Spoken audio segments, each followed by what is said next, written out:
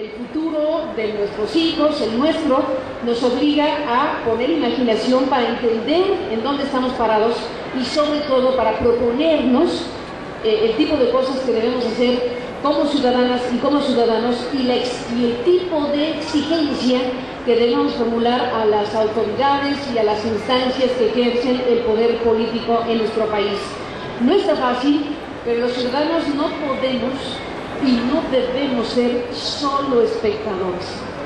Parte de las características del régimen anterior, para decirlo de esa manera, tenían que ver precisamente con un tipo de ciudadano construido para la pasividad, un tipo de ciudadano donde el músculo crítico, participativo, no era precisamente el más desarrollado.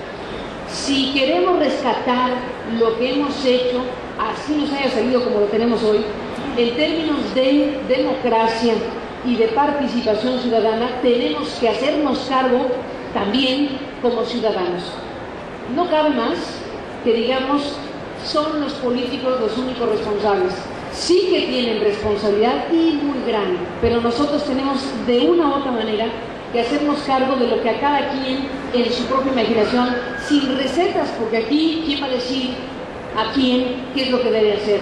Es un asunto en donde la ciudadanía se construye de diferentes maneras, a partir de la educación, a partir de medios de comunicación críticos, libres, plurales, que no tenemos todos con nosotros en esta sociedad, también en un diseño comunicacional regido por un duopolio televisivo y todo lo demás, pero en fin, es lo que tenemos y los ciudadanos tenemos que mantener una mirada alerta, una mirada permanentemente crítica frente a lo que sucede en nuestro entorno, con afanes propositivos, con mirada constructiva, con la idea de que este país es el nuestro y con la idea de que cada quien, como alguna vez leí en algún libro que me gustó, tiene que salir a barrer su banqueta.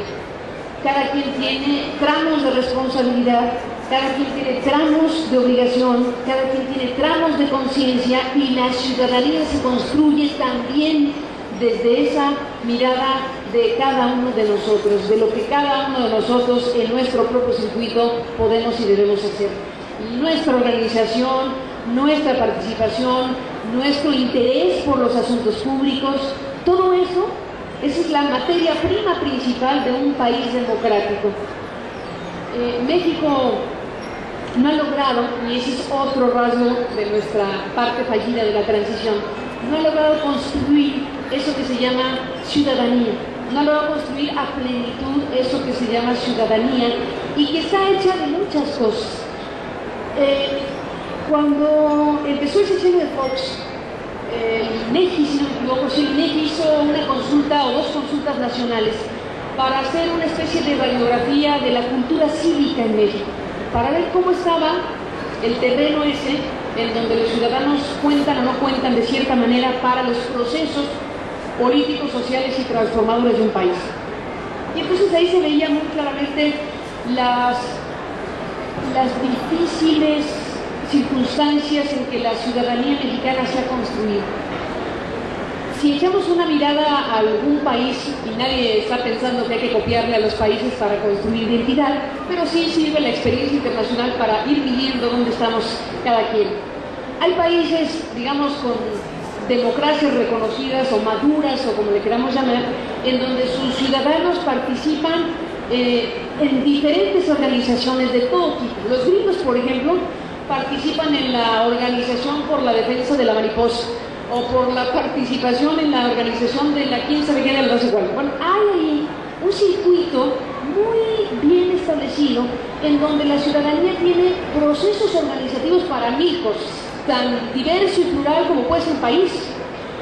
No digo que nos parezcamos a los gringos ni cosa por el estilo, digo que en esta encuesta o en esta revisión que se hizo hace algunos años en México, se veía cómo los mexicanos no tenemos esa cultura ni de organización ni de participación. Bueno, ¿para qué le damos vueltas? Veámonos en nuestro propio espejo. A veces no sabemos ni cómo se llama el de al lado. Ya no digamos cómo se llama nuestro diputado, que eso sí ya es un enigma.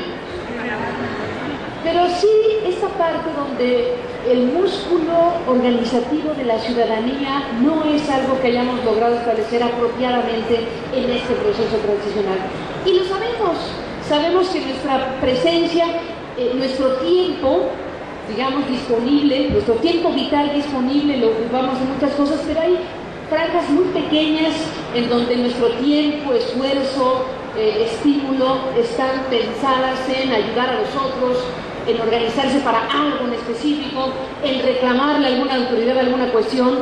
Hay sí una masa crítica más amplia, hay sí una sociedad que ha desarrollado sin la menor duda una presencia distinta a la que teníamos hace algunos años, pero también es cierto que esa parte es algo que los ciudadanos debemos de muchas maneras revisar.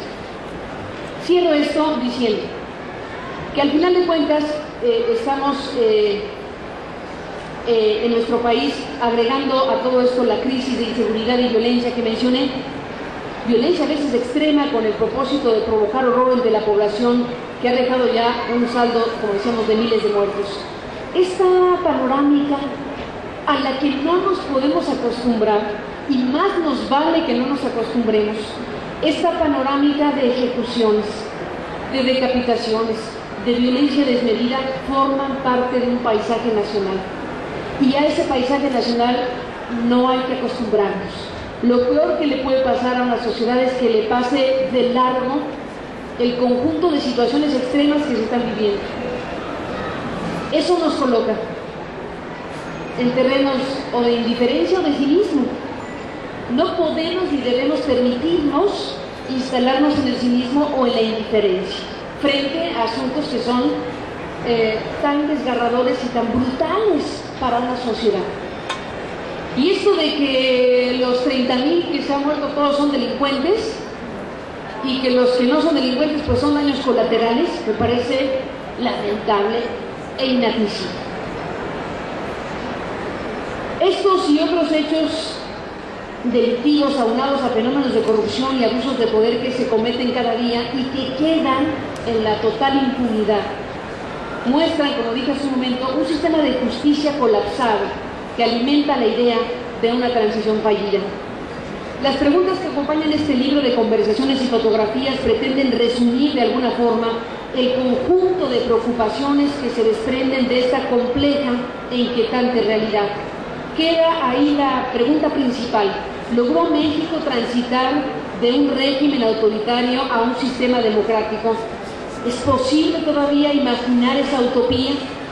Visitar de nuevo la palabra transición nos obliga a pensar dónde estamos parados, a dónde fue que llegamos y hacia dónde dirigimos nuestro andar.